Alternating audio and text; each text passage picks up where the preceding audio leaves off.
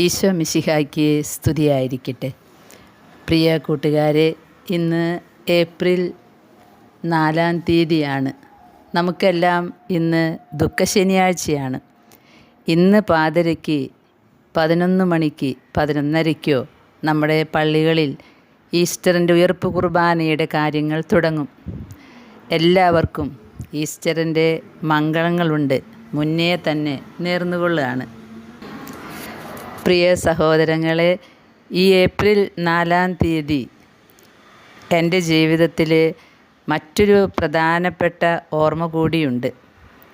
ഇന്ന് 11 മണിക്ക് നിങ്ങൾ കാണുന്ന ഈ വെളുത്ത താടിയുള്ള കറുത്ത കണ്ണടയുള്ള ഈ പുണ്യാത്മാവ് മരണപ്പെട്ട ദിവസമാണ്. ആരാണെന്നല്ലേ?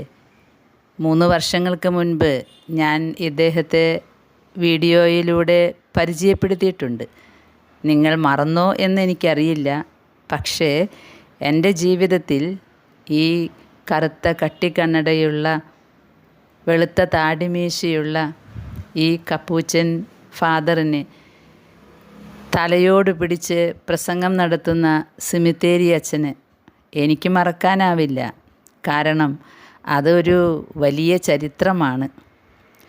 പൊന്നുരുന്നിയിലെ തിയോഫിനച്ചൻ കപ്പൂച്ചനാശ്രമത്തിലാണ് ആളുടെ കിടപ്പ്.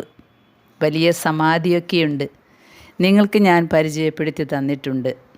അവിടെ ചെരാതിൽ എണ്ണ കത്തിച്ച് ഈ തിയോഫിലച്ചൻ്റെ കബറിടത്തിൽ പോയി പ്രാർത്ഥിച്ചാൽ ഒരു കാര്യവും നടക്കാതിരിക്കില്ല സഹോദരങ്ങളെ. അത്രയ്ക്ക് പ്രത്യക്ഷമാണ്. കാരണം ജീവിതം ക്രിസ്തുവിന് വേണ്ടി നന്മ ചെയ്ത് അവസാനിപ്പിച്ചിട്ടുള്ളവനാ തിയോഫിനച്ചൻ. തിയോഫിനച്ചനെ കുറിച്ച് പറഞ്ഞാൽ എനിക്ക് 100 നാവുണ്ടാകും. ഞാൻ കരുതുന്നത് ഒരു പക്ഷേ ഞാനിങ്ങനെ ജീവിച്ചിരിക്കുന്നത് തന്നെ ഈ താടിക്കാരൻ അച്ഛൻ മാധ്യസ്ഥം വഹിച്ചതുകൊണ്ടായിരിക്കും. അതിന് കാരണങ്ങളേറെയുണ്ട്, കഥയുമുണ്ട്. നിങ്ങളോട് ഞാനിതൊക്കെ പറഞ്ഞിട്ടുള്ളതാണ്. എങ്കിലും ഈ പുണ്യാത്മാവ് ഇപ്പോൾ ധന്യൻ പദവിയിലേക്ക് ഉയർത്തപ്പെട്ടിരിക്കുകയാണല്ലോ. പ്രിയ സഹോദരങ്ങളെ, 3 വർഷങ്ങൾക്ക് മുൻപ് എൻ്റെ ഒരു ബന്ധുവായ ചെറുപ്പക്കാരൻ മകന് വായിൽ തുടങ്ങി ബ്രെയിനിലും തലയോട്ടിലും അതുപോലെ മുഖം മുഴുവൻ ക്യാൻസർ ബാധിതനായി ചുരുക്കം നാളുകളേ ഉള്ളൂ എന്ന് മനസ്സിലാക്കി കിട്ടിയ ഒരു സന്ദർഭമുണ്ടായിരുന്നു ഞങ്ങളുടെ ജീവിതത്തിൽ.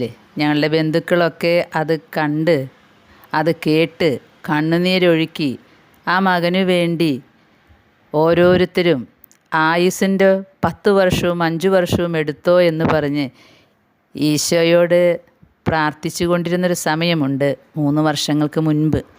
എൻ്റെ അടുത്ത ബന്ധുവിൻ്റെ മകനാണ്. ഈ മകന് വേണ്ടിയാണ് ഞാൻ തിയോഫിനച്ചനെ കാണാൻ ചെല്ലുന്നത്. ഉള്ളുരുകി പ്രാർത്ഥിച്ചു ഞാൻ അന്ന്. അതിലെ രസം തമാശ കേൾക്കണോ?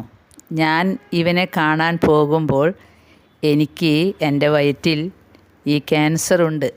പക്ഷേ ഞാനതറിഞ്ഞിട്ടില്ല. എറണാകുളത്ത് ബസ് ഇറങ്ങി യൂബർ വിളിച്ച് യൂബർ കുറച്ച് അകലെയാണ് വന്ന് നിന്നത്. അപ്പോൾ ഫ്രാൻസിസ് ഏട്ടൻ തിരക്ക് പിടിച്ചിങ്ങനെ നടക്കുന്ന ഒരു ടൈപ്പാണ്. അദ്ദേഹത്തിന് ആരോഗ്യമുണ്ട്. അദ്ദേഹം സ്പീഡിൽ നടന്നു.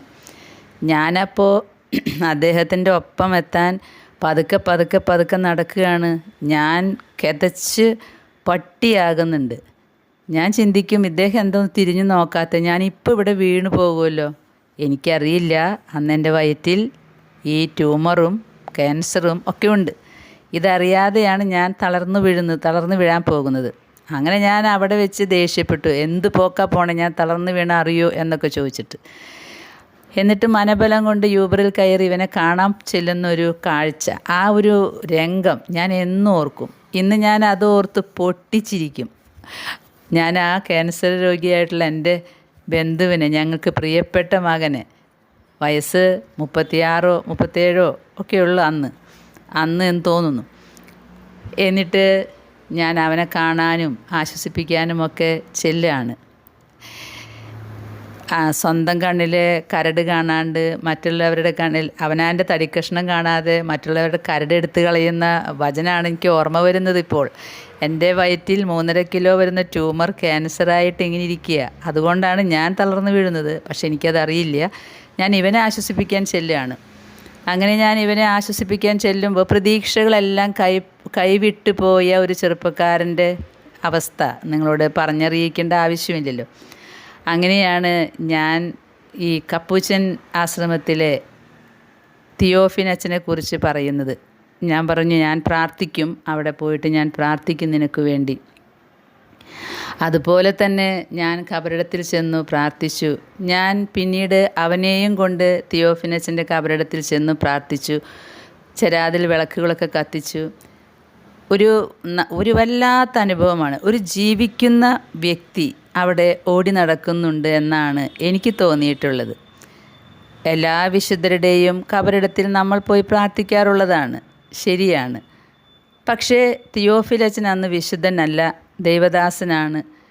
ആ കബറിടത്തിൻ്റെ ആ ദേവാലയത്തിലേക്ക്, കൊച്ചു ചാപ്പലിലേക്ക് കടക്കുമ്പോൾ എന്തോ ഒരു ദിവ്യ അനുഭൂതിയാണ്. അങ്ങനെ ഞാൻ പോയി പ്രാർത്ഥിച്ചു. അന്ന് എൻ്റെ ബന്ധുവായ മകന് കാര്യമായ വിശ്വാസം ഉണ്ടായിരുന്നോ എന്നെനിക്കറിയില്ല. പക്ഷേ ഞാൻ ആ പ്രാർത്ഥിച്ചത് വീഡിയോ എടുത്ത് നിങ്ങൾക്ക് ഇട്ട് തന്നിട്ടുണ്ടായിരുന്നു. അങ്ങനെ കുറേ പേര് ഈ അച്ഛൻ ഏതാണ് എന്ന് എന്നോട് വിളിച്ചു ചോദിച്ചിട്ടുണ്ടായിരുന്നു. പ്രിയ കൂട്ടുകാരെ, അങ്ങനെ 3 വർഷം ഇപ്പോൾ കഴിഞ്ഞു. 2023 മുമ്പ് 2022 ഞാൻ എൻ്റെ ബന്ധുവായ മകനെ കാണാൻ പോകുന്നതും അവന് വേണ്ടി പ്രാർത്ഥിക്കുന്നതും. അങ്ങനെ അവന് വേണ്ടി പ്രാർത്ഥിച്ചപ്പോൾ കബറിടത്തിൽ ഞാൻ പ്രാർത്ഥിച്ചുകൊണ്ടിരിക്കുമ്പോൾ എനിക്കറിയില്ലല്ലോ എനിക്കും ക്യാൻസർ ഉണ്ടെന്ന്. ഞാൻ പൊരിഞ്ഞ പ്രാർത്ഥനയാണ്, എൻ്റെ ആ ബന്ധുവിനെ രക്ഷിക്കണേ എന്ന് പറഞ്ഞ്. എൻ്റെ ഒരു ചേച്ചിയുണ്ട്. എൻ്റെ ഒരു ചേച്ചി 10 വർഷം ആളുടെ ജീവിതത്തിൽ നിന്ന് എടുത്തോ ഈശോയെ എന്ന് പറഞ്ഞിട്ടാണ് പ്രാർത്ഥിച്ചത്. അതുപോലെ എൻ്റെ എല്ലാ സഹോദരങ്ങളും, ഞങ്ങളുടെ ബന്ധുക്കൾ മുഴുവൻ മനസ്സുരുകി കരളുരുകി ഇവന് വേണ്ടി പ്രാർത്ഥിച്ചു. 2 കൊച്ചുമക്കളുണ്ട്. അവൻ താമസിക്കുന്നത് എറണാകുളം ഭാഗത്ത് തന്നെയാണ്. പക്ഷെ അവർ ഈ അച്ഛനെക്കുറിച്ച് അറിഞ്ഞിട്ടില്ലായിരുന്നു ഞാൻ പരിചയപ്പെടുത്തുന്നത് വരെ. പ്രിയ സഹോദരങ്ങളെ, ഞാൻ അങ്ങനെ അവിടെ പോയി പ്രാർത്ഥിച്ചു. ഇന്ന് 2026 അവസാനത്തെ പെറ്റ് സ്കാൻ എടുത്തു. എൻ്റെ ബന്ധുവായ ആ മകൻ്റെ ശരീരത്തിൽ ഇപ്പോൾ ക്യാൻസർ ഒന്നുമില്ല എന്നാണ് അറിയിപ്പ് കിട്ടിയിരിക്കുന്നത്. ഞാൻ പറഞ്ഞിരുന്നു എൻ്റെ ബന്ധുവിനോട്, തിയോഫിലച്ചൻ്റെ അടുത്ത് പോകണം, ഈ സാക്ഷ്യം എഴുതിയിടണം, അവിടെ അച്ഛന്മാരെ കാണണം എന്നൊക്കെ. അത് ചെയ്തു കാണുമെന്നാണ് ഞാൻ വിചാരിക്കുന്നത്. അങ്ങനെ അവൻ്റെ ക്യാൻസറൊക്കെ ട്രീറ്റ്മെൻറ്റ് നടക്കുമ്പോഴാണ് ഞാൻ കുഴഞ്ഞു വീഴുന്നതും പിന്നീട് എൻ്റെ ആമാശയം പോകുന്നതും. എന്തായാലും എൻ്റെ ബന്ധുവായ മകൻ്റെ അവയവങ്ങളൊന്നും പോയില്ല. അവന് മൂക്കിൽ, വായിൽ, ചെവിയിൽ അങ്ങനെയൊക്കെയായിരുന്നു ക്യാൻസർ. അതുപോലെ വാരിയലിൽ, അതുപോലെ തലയോട് ഒക്കെ ക്യാൻസർ വന്ന് വ്യാപിച്ച് കിടന്ന മകനാണ്. അങ്ങനെ ആ മകൻ ഇന്ന് ഒരു ശരീരത്തിൽ ഒരു ഭാഗത്തും ഇപ്പോൾ ക്യാൻസർ ഇല്ല എന്നാണ് പെറ്റ് സ്കാനിൽ തെളിഞ്ഞിരിക്കുന്നത്. അവൻ്റെ ക്യാൻസർ കണ്ടുപിടിച്ചതിന് ശേഷം 6-7 മാസം കഴിഞ്ഞപ്പോഴാണെന്ന് തോന്നുന്നു ഞാൻ കുഴഞ്ഞു വീഴുന്നതും എനിക്ക് ക്യാൻസർ ആണെന്ന് തിരിച്ചറിയുന്നതും ഒക്കെ. ഞാൻ തിയോഫിലച്ചൻ്റെ അടുത്ത് പറയാറുണ്ട്, തിയോഫിലച്ച, ഞാൻ വേറൊരാൾക്ക് വേണ്ടിയാണ് പ്രാർത്ഥിക്കാൻ വന്നത്. ഇപ്പം ഞാനും ആ അതേ അവസ്ഥയിലാണ്. ഞാൻ പക്ഷെ സൗഖ്യത്തിനൊന്നും പ്രാർത്ഥിച്ചില്ല കേട്ടോ. ഞാൻ അച്ഛനോട് പറഞ്ഞിട്ടുണ്ട്, ദൈവഹിതം നടക്കട്ടെ, ശുദ്ധീകരണ സ്ഥലം കൂടാതെ പോയാൽ മതി. അതാണ് എൻ്റെ അന്നത്തെയും ഇന്നത്തെയും പ്രാർത്ഥന. പിന്നീട് വളരെ തമാശ രൂപേണ ഞാൻ തിയോഫിലച്ചനോട് പറയാറുണ്ട്, തലയോടും പിടിച്ച് സിമിത്തേരിയിൽ നിന്ന് പ്രസംഗിച്ച അച്ഛനല്ലേ, ശുദ്ധീകരണ സ്ഥലം കൂടാതെ പോകാൻ എനിക്ക് വേണ്ടി പ്രാർത്ഥിക്കണമേ എന്ന്. നമ്മളൊക്കെ പറയില്ലേ, നമ്മൾ വിചാരിക്കുന്നതിനേക്കാൾ മേലെ, അതുക്ക് മേലാണ് തിയോഫിലച്ചൻ എൻ്റെ ജീവിതത്തിൽ അത്ഭുതം നടത്തിയിരിക്കുന്നത്. പ്രിയ സഹോദരങ്ങളെ, ഇന്ന് ഇത്രയും ആരോഗ്യത്തോടു കൂടെ നിൽക്കുമ്പോൾ രാജഗിരി ഹോസ്പിറ്റലിൽ ചെക്കപ്പിന് പോകുമ്പോൾ ഒരു ചെറിയ ഗ്യാപ്പ്, അവിടെ പോകാനുള്ള സമയം കയ്യിലുണ്ടെങ്കിൽ, ആരോഗ്യമുണ്ടെങ്കിൽ ഞാൻ തിയോഫിലച്ചൻ്റെ അടുത്തേക്ക് ഓടിയെത്തും. പക്ഷേ അത് അപൂർവമായിട്ട് അങ്ങനെ കിട്ടാറുള്ളൂ. കാരണം എപ്പോഴും ട്രീറ്റ്മെൻറ്റിന് വേണ്ടിയായിരിക്കും രാജഗിരിയിലേക്ക് പോവുക. അപ്പോൾ കീമോതെറാപ്പി ആയിരിക്കും, ഛർദി, ബഹളം, അങ്ങനെ ഓരോ അവസ്ഥകളായിരിക്കും. തന്നെയുമല്ല സ്കാനിങ്ങുകൾ, മരുന്ന് ശരീരത്തിൽ കയറ്റിയിട്ടുള്ള ട്രീറ്റ്മെൻറ്റുകൾ ഒക്കെ ആവുമ്പോൾ ആകെ തളർന്നു പോകും. അതുകൊണ്ട് പലപ്പോഴും ഇങ്ങോട്ട് തന്നെ തിരിച്ചു വരും, കാറിൽ തന്നെ കിടന്നിട്ട്. ഒപ്പം ഒരു ബക്കറ്റും ഉണ്ടാവും ഛർദ്ദിച്ചുകൊണ്ട് ഇങ്ങോട്ട് വരാൻ. അതുകൊണ്ട് അങ്ങനെ എപ്പോഴും എനിക്ക് പോകാൻ പറ്റിയിട്ടില്ല. എങ്കിലും എൻ്റെ ക്യാൻസർ വന്നതിന് ശേഷം ഞാൻ അവിടെ പോയിരുന്നു. ഞാൻ വീഡിയോ നിങ്ങൾക്ക് ഇട്ട് തന്നിട്ടുണ്ട്. പ്രിയ സഹോദരങ്ങളെ, നമ്മൾ പറയില്ലേ, മുറ്റത്തെ മുല്ലയ്ക്ക് മണമുണ്ടാവില്ല. നമ്മുടെ അടുത്ത് കിടക്കുന്ന വിശുദ്ധരെയൊന്നും നമുക്ക് അത്രയും അങ്ങോട്ട് പരിചയം ഉണ്ടാവില്ല. പക്ഷേ അകലെയുള്ള യൂറോപ്പിലും അമേരിക്കയിലും ഒക്കെയുള്ള വിശുദ്ധരെക്കുറിച്ച് നമ്മൾ എന്തുമാത്രം അറിയാം അല്ലേ? ഈ തിയോഫിലച്ചനുണ്ടല്ലോ, അത്ഭുതങ്ങളുടെ ഘോഷയാത്രയാണ് ഇദ്ദേഹത്തിൻ്റെ ജീവിതം നമ്മൾ വായിച്ചാൽ. നിങ്ങൾക്ക് പറ്റുമെങ്കിൽ ഇപ്പോൾ ധന്യൻ പദവിയിലേക്ക് ഉയർത്തിയിരിക്കുന്ന തിയോഫിലച്ചൻ്റെ ആശ്രമത്തിലേക്കൊന്ന് പോകണം. ആ കബറിടത്തിലൊന്ന് ചെന്നിരിക്കുമ്പോൾ ഞാനീ പറഞ്ഞതിൻ്റെ സത്യം നിങ്ങൾക്ക് ബോധ്യമാകും. ആ കറുത്ത കണ്ണടയും വെള്ള താടിമീശയുമുള്ള മെലിഞ്ഞു നീണ്ട ആ പുരോഹിതൻ, നമ്മുടെ പ്രിയപ്പെട്ട തിയോഫിലച്ചൻ, നിങ്ങൾക്കും ഒരു അനുഭവം തരും. അത് ഉറപ്പാണ്. അവിടെ ചെന്നിട്ടുള്ളവർ ഒരു ആത്മീയ ഉണർവ് അല്ലെങ്കിൽ ഒരു സന്തോഷം, എന്തെന്നില്ലാത്തൊരു അവസ്ഥ അവിടെ പോകുമ്പോൾ അത് നിങ്ങൾക്ക് പറഞ്ഞാൽ ബോധ്യമാവില്ല. നിങ്ങളവിടെ പോയി കാണണം തിയോഫിലച്ചനെ. തിയോഫിലച്ചൻ്റെ ജീവിതത്തിൽ നടന്നിട്ടുള്ള അത്ഭുതങ്ങൾ പറയുകയാണെങ്കിൽ ഞാൻ അതൊരാഴ്ച നിങ്ങൾക്ക് വീഡിയോ ആയിട്ട് ഇട്ട് തരേണ്ടി വരും. പക്ഷെ അതിൽ എന്നെ ഏറ്റവും അധികം സ്പർശിച്ച ഒരു അനുഭവം ഒരു ബിന്ദു എന്ന് പറയുന്ന മേരി ബിന്ദുവിൻ്റെ 23-കാരിയായിട്ടുള്ള ബിന്ദുവിൻ്റെ ജീവിതത്തിൽ ഉണ്ടായതാണ്. കൊടുങ്ങല്ലൂരുള്ള ഒരു കുട്ടിയാണ്. ആ കുട്ടിക്ക് 1997 ജൂൺ മാസം മുതൽ കാലിന് ബലമില്ലാത്ത ഒരവസ്ഥയിലായി തുടങ്ങുകയാണ്.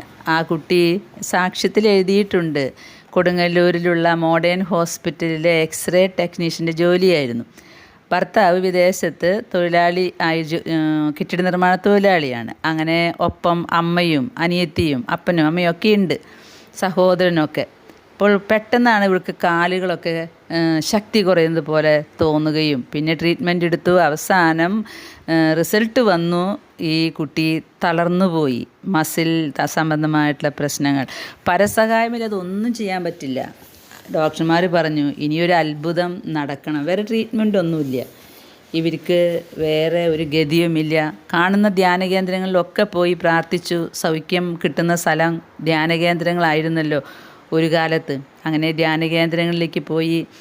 പിന്നീട് അവളുടെ ഏക ആശ്രയം വിശുദ്ധ ഗ്രന്ഥം ആയിരുന്നു, ബൈബിളായിരുന്നു. അപ്പോൾ കുറേ ആളുകൾ ഈ 23-കാരിക്കുണ്ടായ ഈ ദാരുണ അവസ്ഥ അറിഞ്ഞ് കാണാനും ആശ്വസിപ്പിക്കാനും വരുമായിരുന്നു. ഭർത്താവ് ഗൾഫിൽ നിന്ന് വന്നില്ല അത്രേ. കാരണം എൻ്റെ പ്രിയതമേനെ ഇങ്ങനെ കാണാൻ അയാൾക്ക് കഴിയുമായിരുന്നില്ല. എന്തായാലും ഒരു ദിവസം കിടന്ന് ഇങ്ങനെ രാവിലെ 7 മണിക്ക് ബൈബിള് വായിച്ചുകൊണ്ടിരിക്കുക. അമ്മ തൊട്ടടുത്തുണ്ട്, എപ്പോഴും മോളെ ശുശ്രൂഷിക്കുന്ന അമ്മയാണ്. അങ്ങനെ ഇരിക്കുന്ന സമയത്ത് ഒരു മനുഷ്യൻ വന്നു. ഇവർക്കറിയില്ല അയാളെ. അയാൾ പറഞ്ഞു, എൻ്റെ പേര് മൈക്കിൾ എന്നാണ്, ആലുവയിൽ നിന്നാണ് ഞാൻ വരുന്നത്. ഞാൻ തൊട്ടപ്പുറത്തെ വീട്ടിലെ കുട്ടിയെ കാണാൻ വന്നതാണ്. അപ്പോഴാണ് കുട്ടി ഇവിടെ കിടക്കുന്നുണ്ടെന്ന് മനസ്സിലായത്. അതുകൊണ്ട് വന്നതാ എന്ന്. അപ്പോൾ ഇവൾ കിടക്കുകയാണെങ്കിലും ആ മനുഷ്യനെ സൂക്ഷിച്ചു നോക്കി. തേജസ്സാർന്ന മുഖം, വെള്ളി വീശിയ കറുത്ത് സമൃദ്ധമായ താടിമീശ, പിന്നെ നല്ല വട്ടത്തിലുള്ള കറുത്ത കണ്ണട, പിന്നെ കൈയൊക്കെ മടക്കി വെച്ച് ഷർട്ട് ഇട്ടിട്ടാണ് ആ ബ്രദർ വന്നിരിക്കുന്നത്. അങ്ങനെ അവളോട് അമ്മയോടൊക്കെ വിശേഷങ്ങൾ തിരക്കി. എന്നിട്ട് പറഞ്ഞു, പേടിക്കണ്ട, കുട്ടിയുടെ രോഗം മാറും. ഈ കിടപ്പിൽ നിന്ന് നീ പണ്ടത്തെ പോലെ എഴുന്നേറ്റ് നടക്കും. അമ്മയ്ക്കും മോൾക്കും ഭയങ്കര അത്ഭുതമായി. ഇതെന്താ ഈ പറഞ്ഞ ഈ മനുഷ്യൻ വന്നിട്ട്, ഒരു പരിചയമില്ലാത്തൊരു മനുഷ്യൻ. എന്നിട്ട് പറഞ്ഞു, എഴുന്നേറ്റ് കഴിഞ്ഞാൽ പിന്നെ വീണു പോകാതിരിക്കാൻ സൂക്ഷിക്കണം കേട്ടോ എന്ന്. ഒരുപക്ഷെ വീണ്ടും എഴുന്നേൽക്കാൻ കഴിഞ്ഞില്ലെന്ന് വരും. ഒരിക്കലും അങ്ങനെ വീണുപോയ അനുഭവം എനിക്കുണ്ട് എന്ന് പറഞ്ഞു. അതിൻ്റെ അർത്ഥം അവർക്ക് മനസ്സിലായില്ല. എന്നിട്ട് അയാൾ പറഞ്ഞു, ബിന്ദുവിന് ഇഷ്ടമുള്ളത് എന്തെങ്കിലും കുടിക്കാൻ കൊടുക്ക്. അതിനോടൊപ്പം ഒരു വലിയ പാത്രം കരുതി വെച്ചോ, ചിലപ്പോൾ ഛർദ്ദിക്കും അല്ലെങ്കിൽ വയറിളകും എന്ന്. അപ്പോൾ ബിന്ദുവിൻ്റെ ജീവിതത്തിൽ ഇങ്ങനൊരു ഛർദ്ദിയൊന്നും ഒരിക്കലും ഉണ്ടാകാത്തതുകൊണ്ട് അവർക്കത് വിശ്വസിക്കാൻ പറ്റിയില്ല. എങ്കിലും അവൾ പറഞ്ഞ പോലെ കുറച്ച് കഞ്ഞിവെള്ളം കൊടുത്തു. അങ്ങനെ കഞ്ഞിവെള്ളം കുടിക്കുകയല്ല, അദ്ദേഹം പറഞ്ഞ പോലെ ഛർദ്ദിക്കാൻ തുടങ്ങി. അദ്ദേഹം പറഞ്ഞു, ഇതോടെ നിൻ്റെ എല്ലാ അസുഖങ്ങളും മാറി, അധികം വൈകാതെ തന്നെ നീ നടക്കാൻ തുടങ്ങും കേട്ടോ. എന്നിട്ട് പറഞ്ഞു, ഇനി നീ ആശുപത്രിയിൽ പോകുന്ന ദിവസം ഞാൻ എൻ്റെ അമ്മായിയെ പറഞ്ഞു വിടാം. ഒരു കന്യാസ്ത്രീയാണ് അവർ, ബാക്കി കാര്യങ്ങളൊക്കെ അവർ ചെയ്തു തരും കേട്ടോ എന്ന്. അങ്ങനെ പുറത്തേക്ക് പോയി. പിന്നീട് ബിന്ദു തൃശ്ശൂരിലെ വെസ്റ്റ് ഫോർട്ട് ആശുപത്രിയിൽ പ്രവേശിക്കപ്പെട്ടു അത്രേ. ആ സമയത്ത് അതേ ദിവസം തന്നെ ഒരു കന്യാസ്ത്രീയും എത്തി. മൈക്കിൾ ബ്രദർ പറഞ്ഞയച്ചിട്ട് വന്നതാണെന്നും അവർ പറഞ്ഞു. ഇളം നിറത്തിൽ പുള്ളിക്കുത്തുകളുള്ള സാരിയുടുത്ത് കഴുത്തിൽ വെള്ളിമാലയണിഞ്ഞ ഒരു കന്യാസ്ത്രീ. അപ്പോൾ ഈ ലേഖകൻ ബിന്ദുവിനോട് ചോദിക്കുകയാണ്, നിങ്ങൾ ഈ അയൽപ്പക്കത്തെ വീട്ടിൽ രോഗി സന്ദർശനത്തിന് വന്ന ബ്രദർ എന്ന് പറഞ്ഞപ്പോൾ ആ മൈക്കിൾ ബ്രദറിനെ കുറിച്ച് നിങ്ങൾ അന്വേഷിച്ചില്ലേ എന്ന്. അപ്പോൾ ബിന്ദു പറയാണ്, ഞങ്ങൾ അന്വേഷിച്ചു, പക്ഷെ ഞങ്ങളുടെ അയൽപ്പക്കത്ത് ആരും രോഗികളായി കിടക്കുന്നില്ല, മാത്രമല്ല ഇങ്ങനെയൊരു ബ്രദർ അവിടെ വന്നിട്ടില്ല എന്ന് പറഞ്ഞു. അങ്ങനെ ഈ മനുഷ്യൻ പറഞ്ഞു പോയ കാര്യങ്ങൾ പ്രവചനം പോലെ അവളുടെ ജീവിതത്തിൽ സംഭവിക്കുകയാണ്. 1998 ജൂലൈ മാസത്തിൽ ആരോ വന്ന് പറയുകയാണ്, നിൻ്റെ കാലുകൾ ഉയർത്ത് എന്ന്. അങ്ങനെ കാലുകൾ ഉയർത്തിയപ്പോൾ അവളുടെ കാലുകൾ ഉയർന്നു. അവൾ ഓളിയിട്ട് വിളിച്ചു അമ്മയോട്, എൻ്റെ കാലിതേ പൊങ്ങുന്നു എന്ന്. ഗൾഫിലെ ജോലി ഉപേക്ഷിച്ച് ബിന്ദുവിനെ കാണാൻ ഭർത്താവ് എത്തി. അങ്ങനെ വീണ്ടും ബിന്ദു ഈ ജീവിതത്തിലേക്ക് വന്നു. പിന്നെ ഒരു പെൺകുഞ്ഞിനെ കൂടി പ്രസവിച്ചു. ഇപ്പോൾ ഒരു LIC ഏജൻ്റാണത്രേ.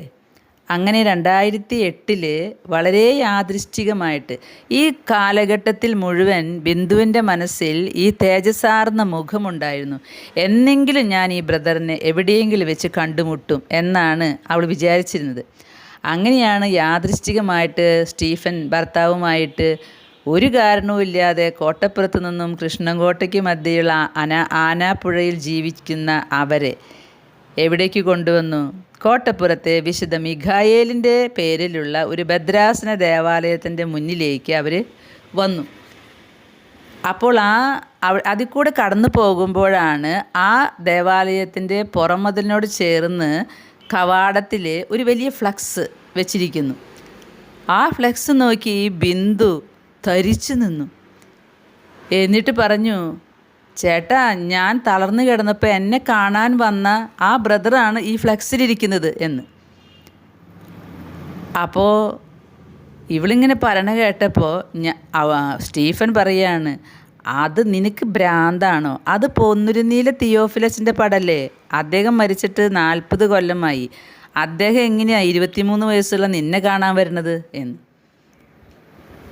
അപ്പോൾ ബിന്ദു പറഞ്ഞു, എനിക്കതൊന്നും അറിയില്ല, പക്ഷേ എൻ്റെ ഒപ്പം അരമണിക്കൂർ നേരം എൻ്റെ മുറിയിലുണ്ടായിരുന്ന, എന്നെ മരണക്കിടക്കയിൽ നിന്ന് കൈപ്പിടിച്ചെഴുന്നേൽപ്പിച്ച ആ ബ്രദർ മൈക്കിൾ സത്യമായും ഇദ്ദേഹം തന്നെയാണ് എന്ന്. അതുപോലെ സത്യമായിരുന്നു. ബിന്ദുവിൻ്റെ ഹൃദയഭിത്തികളിൽ എഴുതി വച്ചിരിക്കുകയാണ് തിയോഫിലസിൻ്റെ മുഖം. പ്രിയ കൂട്ടുകാരെ, ഞാൻ ഇടയ്ക്കിടയ്ക്ക് ഈ സാക്ഷ്യം എടുത്ത് വായിക്കും. അതുപോലെ മറ്റെല്ലാ സാക്ഷ്യങ്ങളും, ഒരുപാട് സാക്ഷ്യമുണ്ട്. വിശുദ്ധ അന്തോണിയോസ് പുണ്യാളൻ്റെ ജീവിതത്തിൽ നടന്ന പോലെയാണ് സാക്ഷ്യങ്ങൾ. അത് എൻ്റെ മനസ്സിൽ, ഞാൻ കീമോതെറാപ്പിയൊക്കെ കഴിഞ്ഞ് കിടക്കുമ്പോൾ ഞാനിതിങ്ങനെ ഓർത്ത് കിടക്കാറുണ്ട്. ഓർത്ത് കിടന്നത് കൊണ്ടോ എന്തോ എന്നറിയില്ല, തിയോഫിലസൻ ഒരിക്കൽ ദർശനത്തിൽ എൻ്റെ മുറിയിലേക്ക് വന്നിട്ടുണ്ട്.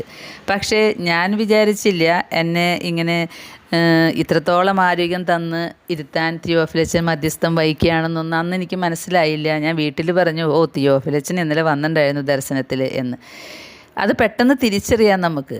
ആ കറുത്ത കണ്ണടയും താടിമീശയും ഒക്കെ കണ്ടാൽ. പിന്നെ ഞാൻ ഈ സിമിത്തേരിയിലെ അനുഭവങ്ങളൊക്കെ ഇടുന്നത് കൊണ്ട് സിമിത്തേരി അച്ഛനോട് എനിക്ക് നല്ല ഇഷ്ടമാണ്. കാരണം തലയോടും എല്ലും കഷ്ണങ്ങളൊക്കെ പിടിച്ചിട്ടാണ് അത്രേ ധ്യാനപ്രസംഗങ്ങൾ ചെയ്യുക. അതൊരു കണക്കിന് നല്ലതാണ്.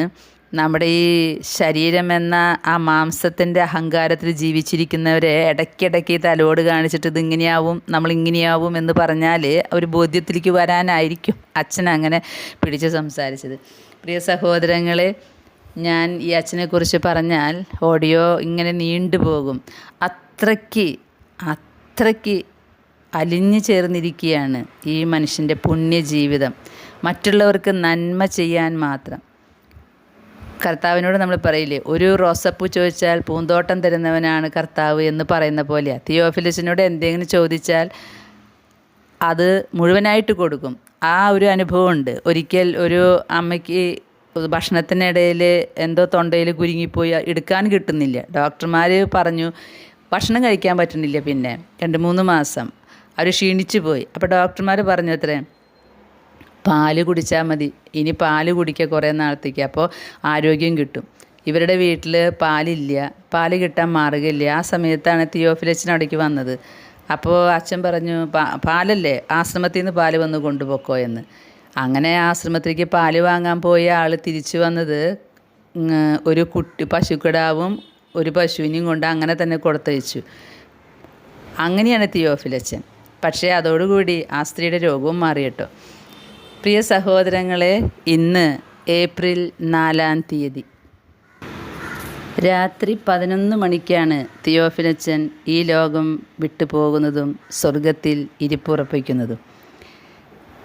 പ്രിയ കൂട്ടുകാരെ, ഈസ്റ്ററിൻ്റെ ആ സമയം, ഉയർപ്പിൻ്റെ സമയത്ത് കുർബാനയ്ക്കായിട്ട് നിങ്ങളെല്ലാവരും പോകുമ്പോൾ ഓർക്കണേ, 11 മണിക്ക് ഇവിടെ ഒരു പുണ്യാത്മാവ് നമ്മുടെ ഒപ്പമുണ്ടെന്ന്.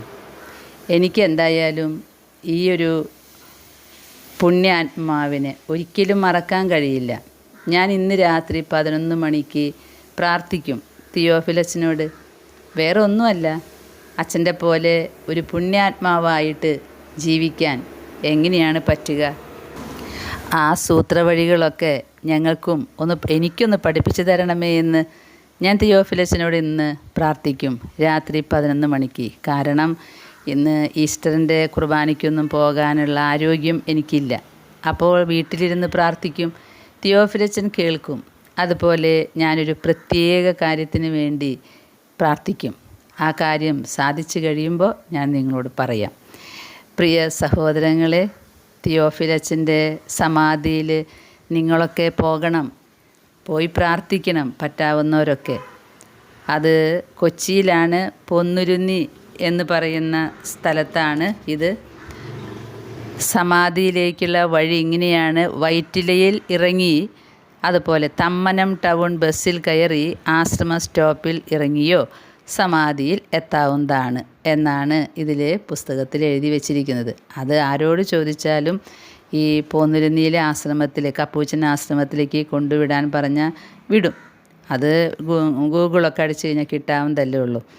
അപ്പോൾ എപ്പോഴെങ്കിലും ഈ താടിക്കാരൻ അച്ഛന്, കറുത്ത കണ്ണട ധരിച്ച അച്ഛന്, തലയോട് പിടിച്ച് പ്രസംഗിക്കുന്ന അച്ഛന്, വിളിച്ചാൽ വിളിപ്പുറത്ത്, വിളിച്ചില്ലെങ്കിലും ആവശ്യക്കാരടുത്ത് ഓടി വരുന്ന ഈ അച്ഛന്, ധന്യനായ ഈ പുണ്യാത്മാവിനെ നമുക്കോർക്കാം. നിങ്ങളെയും അച്ഛൻ അനുഗ്രഹിക്കും. ദൈവം നമ്മുടെ പ്രാർത്ഥന അച്ഛനിലൂടെ കേൾക്കും. തമ്പുരാൻ്റെ വലിയ കൃപ നമുക്കെല്ലാവർക്കും ഈ ഈസ്റ്ററിൻ്റെ സമയത്ത് ഉണ്ടാകട്ടെ എന്ന് പ്രാർത്ഥിച്ചുകൊണ്ട് ആമീൻ.